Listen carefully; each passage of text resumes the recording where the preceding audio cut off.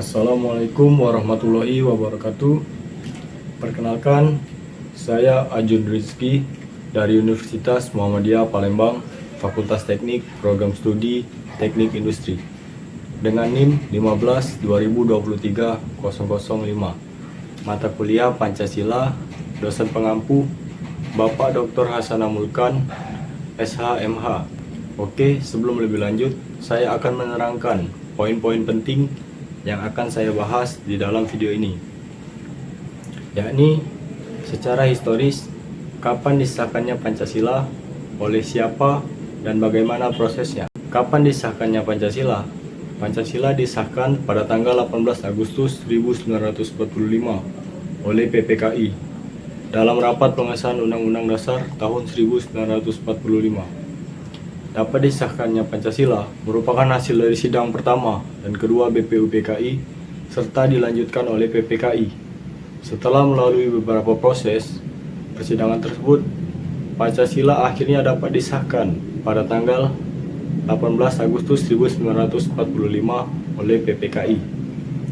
Pada sidang tersebut disetujui bahwa Pancasila dicantumkan dalam Mukadimah Undang-Undang Dasar tahun 1945 sebagai dasar negara Indonesia yang sah. Yang selanjutnya, oleh siapa? Dalam sejarah perumusan dan disahkannya Pancasila, terdapat beberapa tokoh penting yang memberikan usulan dan perannya dalam memperjuangkan kemerdekaan Indonesia. Supomo dan Soekarno adalah dua tokoh utama yang memberikan usulan dasar negara, yang kemudian disempurnakan oleh Panitia 9 menjadi rumusan Pancasila yang terdiri dari 5 sila. Selanjutnya, melalui beberapa revisi dan penyesuaian, rumusan Pancasila akhirnya ditetapkan sebagai pembukaan dasar hukum tertulis pada tanggal 18 Agustus 1945 dalam Sidang Persiapan Kemerdekaan Indonesia atau PPKI. Pancasila kemudian menjadi dasar negara Indonesia yang diperingati setiap tahun pada tanggal 1 Juni sebagai hari kelahiran Pancasila. Oke, selanjutnya bagaimana proses terbentuknya Pancasila?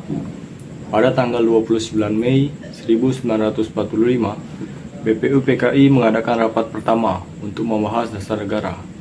Namun, pada kesempatan itu, para anggota belum menemukan kesepakatan terkait konsep dasar negara. Kemudian, pada tanggal 1 Juni 1945, BPUPKI tengah mengadakan sidang kedua untuk mempersiapkan dasar negara bagi Indonesia merdeka.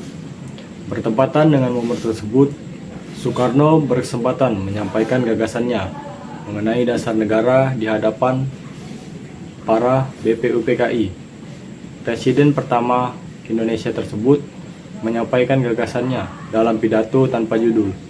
Tetapi oleh mantan ketua BPUPKI, Dr. Raji Manwedjodiningrat, memberikan judul pada pidato tersebut, yakni lahirnya Pancasila. Dalam pidato tersebut, untuk pertama kalinya, konsep dan rumusan awal Pancasila dikemukakan Presiden Soekarno sebagai dasar negara merdeka.